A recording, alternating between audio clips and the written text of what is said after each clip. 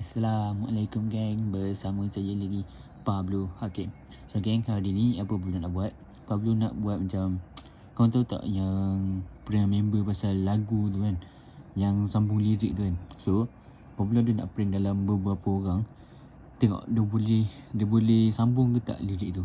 So kau nak tahu macam mana? Kau kena tengok konten ni sampai habis. Let's go.